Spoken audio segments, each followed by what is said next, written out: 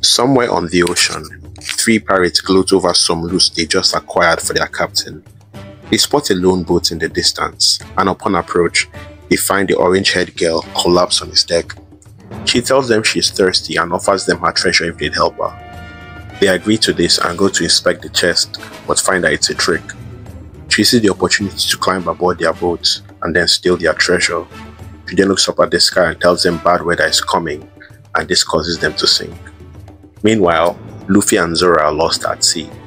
They begin talking and Zoro reveals that he set out to sea to find a certain man, but could not find his way back home, which is why he resorted to catching pirates for a living. Luffy says he basically got lost, and Zoro rocks the boat in anger.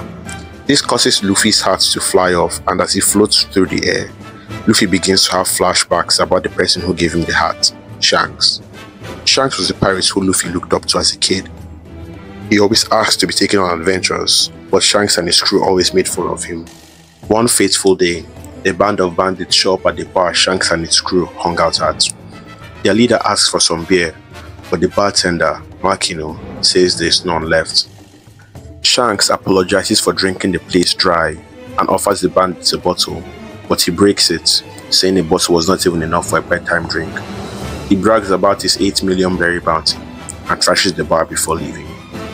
As soon as they leave, Shanks bursts into laughter and his crew roast him for getting beat. Luffy is angered and tells Shanks he should have fought back, but Shanks says it wasn't a big deal. He then spots a strange foot in the box and eats it out of frustration. Shanks begins to freak out and tries to make Luffy throw it up, but his limbs then stretch. Shanks tells Luffy that he has become a rubber man because of the fruit and that he will lose his ability to swim forever. The bandits return later on and continue to mock Shanks and his crew for being such pushovers. Luffy gets angry and insults the bandits' leader, which pisses him off. He trashes the bar, takes Luffy outside and decides to execute him. Shanks shows up and begins to tease Luffy for not being as strong as he claimed. As he approaches, one of the bandits points his pistol at Shanks. Shanks says that pistols aren't toys, and one of his crewmates finishes him off. The bandits attack to take revenge, but only one of Shanks' crewmates is enough to take care of them. Feeling cornered, the leader makes a quick escape, causing Shanks to freak out. The bandit leader makes away on a small boat and tosses Luffy into the sea as he had no use for him. As Luffy drowns, a giant sea monster appears and swallows the bandit whole.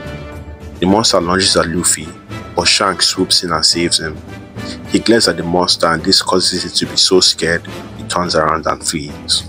Luffy begins to cry and Shanks tries to console him, but the little boy is sad that Shanks lost his arm to the sea beast. On the other hand, Shanks is just glad Luffy is safe. A few days later, Shanks and his crew prepare to leave the island. Luffy says he won't ask Shanks to take him anymore, but that he'd assemble his own crew of pirates and become the next pirate king. Shanks is impressed by his determination and gives Luffy his hat as a token. He tells Luffy that after he becomes a great pirate, he could return it. After Luffy finishes spacing out, Zoro says he's hungry. Luffy spots a bird in the air and suggests he eat it. He launches himself into the air to catch it, but it's much larger than he expected and it carries him away. Zoro rows after him and runs into the pirates from earlier. He thinks they are drifters and asks them to climb on board, but then they try to take his boat for themselves. He beats them up and makes them room for him, although at this point he had lost sight of Luffy. He finds out that the men are from Buggy's crew, and on a nearby island, the orange-haired lady is running away from Buggy's men with the map of the Grand Line. As this is happening, the bird carrying Luffy flies over the island. Buggy orders it to be shot down, and Luffy crashes to the ground, sending everyone into shock. The orange-haired lady seizes the opportunity and leaves Luffy to deal with the pirates. The pirates pounce on Luffy, but with a few powerful punches, he takes them out. Once the fight is over, the lady reappears. She introduces herself as Nami, a thief who steals from pirates and asks to team up. Luffy barely reacts and says he's not interested. As he walks away, his stomach growls loudly, and Nami offers to feed him. As he eats, she reveals that her true goal is to collect 100 million berries by stealing from pirates. She also reveals that she has the map to the Grand Line, making her plan to make the money more feasible. Luffy excitedly asks her to be his navigator, but she refuses because of her disdain for pirates. She changes her mind and tells Luffy she'll join him if he follows her to pay Buggy a visit. She ties Luffy up and takes him to Buggy's hideout, framing him as the mastermind of the plan. She then requests to join his crew, and he agrees.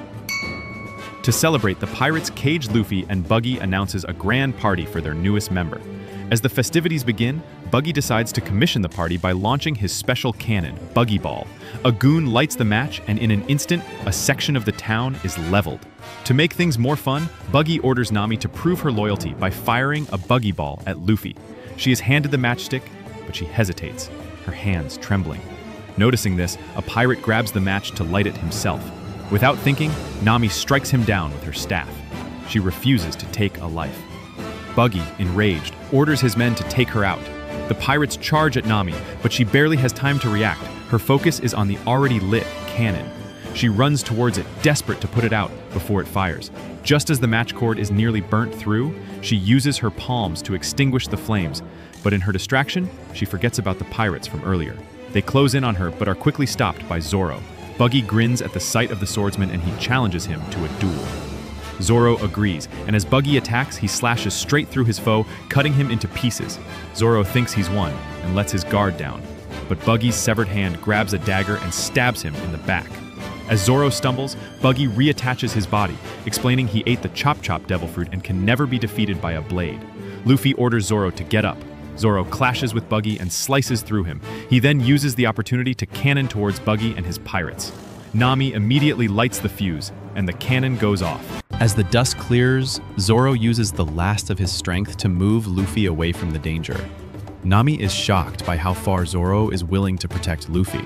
Buggy takes Nami's actions as a declaration of war and sends one of his henchmen after the trio. After Zoro moves Luffy to a safer spot, his body finally gives in and he collapses. Meanwhile, Luffy becomes distracted by a dog, and when he tries to pet it, it snaps at him.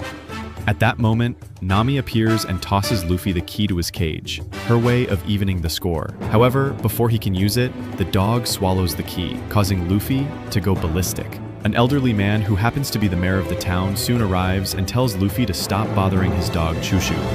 He notices Zoro's injuries and takes him indoors to get some rest. While Zoro sleeps, the mayor explains that Chushu's owner passed away a few months ago, but he still guards the shop every day as a way to preserve the owner's memory. The store is his treasure. Their conversation is cut short when beast tamer Moji appears. The mayor begins to freak out, so he and Nami take off running.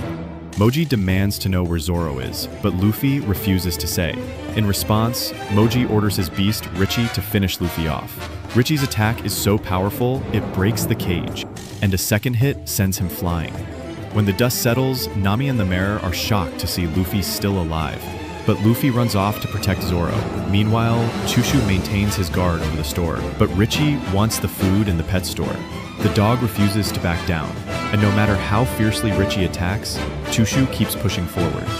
However, he is easily overpowered, and by the time Luffy arrives, he finds the shop in flames, with Chushu wailing in distress. Furious, Luffy sets out to confront Moji and Richie. As Richie tries to attack him, Luffy grabs the beast and slams him into the ground. Moji is shocked by Luffy's strength. When he learns that Luffy has eaten the Gum Gum devil fruit, he panics. But Luffy doesn't care. He is pissed that they destroyed something precious to Chushu. He defeats Moji easily, and then takes the last bit of pet food to give to Chushu. This act of kindness shocks Nami, who had thought Luffy was just a pirate that destroyed things. Meanwhile, Moji reports back to Captain Buggy, who is shocked that Luffy defeated him so easily. The Mad Clown declares all-out war and orders his men to launch a special Buggy Ball. The explosion obliterates a whole section of the town. Luffy begins to freak out because Zoro is inside one of the destroyed buildings, but when he sees his comrade is okay, he calms down. The mayor, now determined to fight back, goes to challenge Buggy in order to protect the town, his treasure.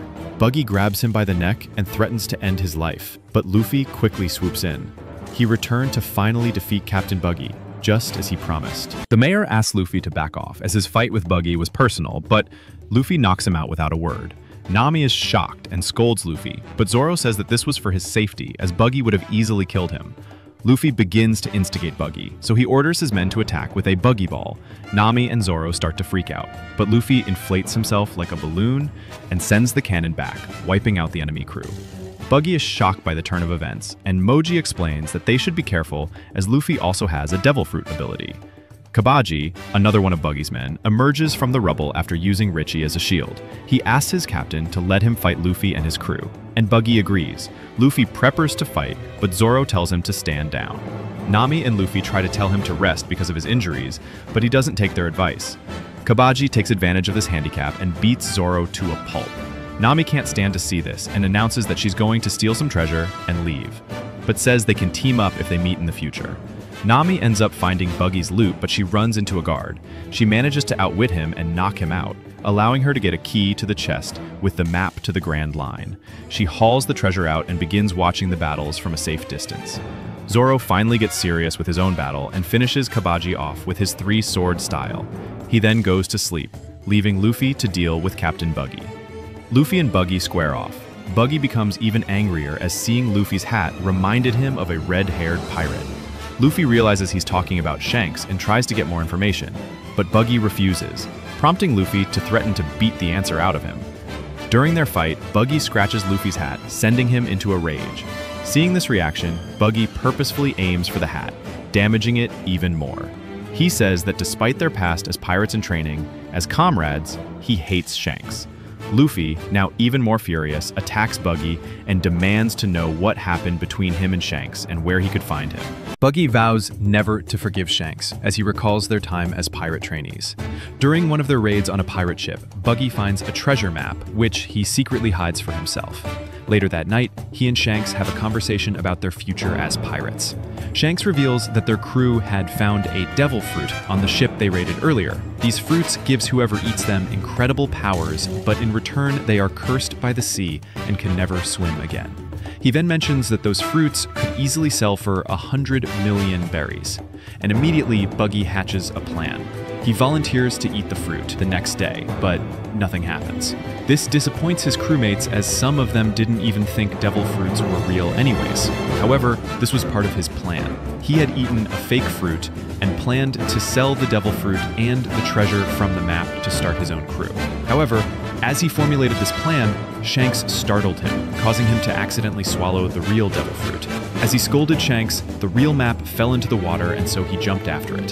However, due to the devil fruit curse, he lost his ability to swim and Shanks had to save him. Buggy tells Luffy he resents Shanks for ruining his plans and delaying his dreams by 10 years. He notices Nami making off with his treasure and attacks her, but Luffy steps with a well-timed kick. He splits his body into multiple parts, and when he tries to reattach his limbs, he finds that he had been tied up by Nami. Luffy then uses the chance to finish Buggy off with a flashy move, the Gum Gum Bazooka. The townspeople who had evacuated to the outskirts due to Buggy's invasion grow worried and decide to return to the town to rescue their mayor. Meanwhile, Nami sympathizes with Luffy over his damaged hat. She splits the treasure in two so he can help her carry it and offers him the map to the Grand Line. Luffy asks if this means she's joining his crew, but she clarifies that she will only hang around because it's profitable for her. They wake Zoro up, but he's so lightheaded he can't walk. Just as they are about to wake the mayor, the townspeople arrive. They find their mayor unconscious, and when Luffy explains that he was responsible for that, they become furious and chase after him. Luckily, Chushu blocks the townspeople as the trio head down an alley, allowing them to escape. They arrive at the dock, but the three pirates Nami swindled confront her and threaten to punish her and her friends.